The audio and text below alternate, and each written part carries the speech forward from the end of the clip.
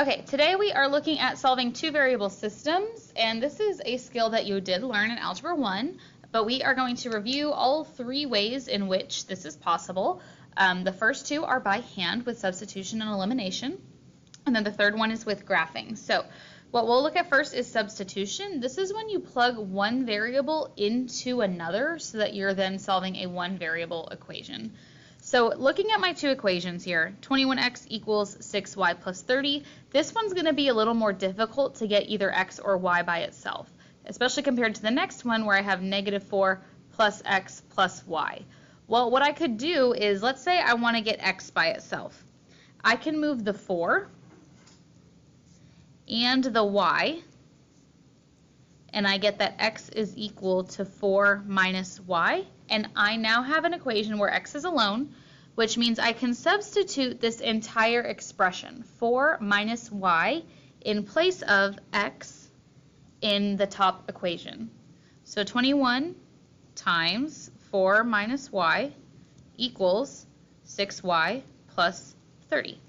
Well, now I just need to use my order of operations and solve for y. First, I need to distribute that 21. So I get 84 minus 21y equals 6y plus 30. Let me double check I did that math in my head correctly. Okay, I need to get all of my y's together and all of my constants together. So 54 is equal to 27y, divide both sides, and I get that y is 2. Now that I know y, I can plug it back into one of these equations and solve for x. Now, I like to look for equations with smaller numbers where I'm less likely to make a mistake, and to me that looks like the second equation. So I'm going to go back and say, okay, negative 4 plus x, that's what I want to find, plus y, which we now know is 2, equals 0. Well, combining my like terms here, negative 4 plus 2 is negative 2. And then to get x alone, I'm just going to move the 2 over. And x is also 2.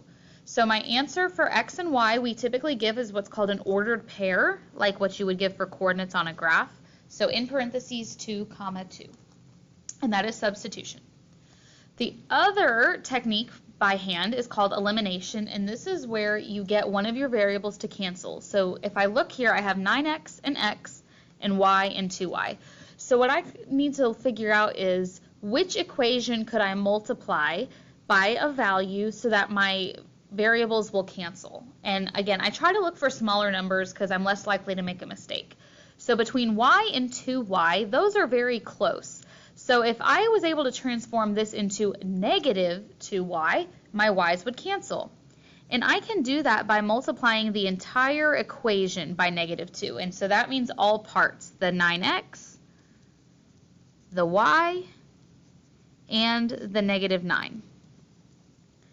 So now that I have done that, I can combine my two equations. I'm going to add everything up. X minus 18x is negative 17x. 2y minus y cancels, and then 16 plus 18 is 34.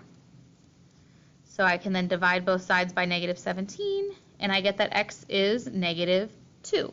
Now that I know x, I can plug it back in to find y. Again, I'm going to look for values that are small so that I don't make mistakes. I'm going to use the second equation. I know that x is negative 2 now, plus 2y equals 16. So 2y is equal to 18, which means that y is 9. So here are my two answers, negative 2 and 9, and as my ordered pair in parentheses, negative 2 and 9. Okay, the third way that we can solve these two variable systems is by graphing them, and these are just linear, so they're very easy to plot. I've got negative x minus 1. That means my y-intercept is at negative 1, and my slope is negative 1. So I'm going to go down 1 over 1, down 1 over 1, plotting a few points. And then I'm just going to use a straight edge for precision to connect these dots. And there is my first line. For the second one, I have a y-intercept at positive 2, and this slope is negative 1/4. So down 1 over 4. Down 1 over 4. And I'm running out of space here, so I'm going to go up 1 and over 4.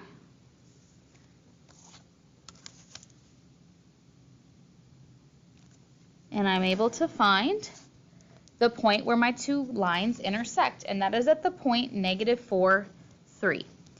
And what I can do to make sure that I graphed correctly and this is accurate is plug in these values into the equation and see if they're true. So negative 4, 3. So for the first equation, y is 3 equals negative times negative 4 minus 1. Well, negative times a negative becomes a positive, and 3 does equal 3. For my second equation, 3 equals negative 1/4 times negative 4 plus 2. Well, negative 1/4 times negative 4 is 1, and 1 plus 2 is also 3. All right, talking about some special cases. This is where, as you're going through and solving, you might run into a hiccup. So let's look at this one. I could use elimination or substitution here. I think elimination is going to be a little bit easier because I can see that my x's and my y's have the same coefficients in front. So if I multiply one of them, like let's say the bottom one by negative 1, then I get negative 6 equals 6y plus 5x.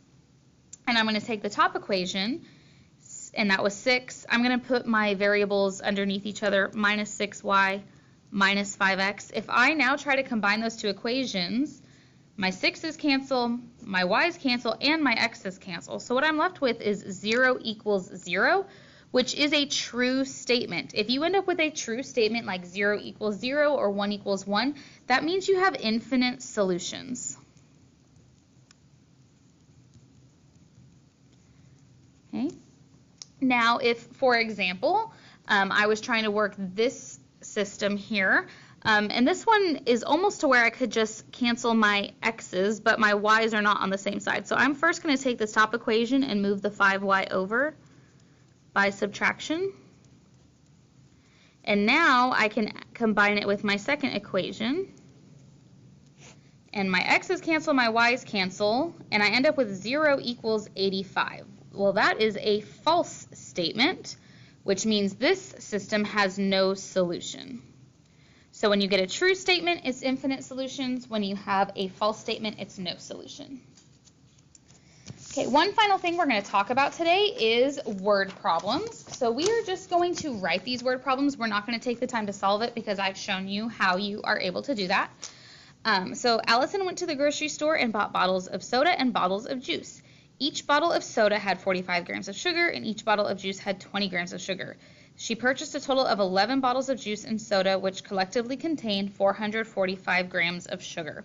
So the first thing I need to do is define my variables. I'm going to let y be the number of soda bottles, and y be the number of juice bottles.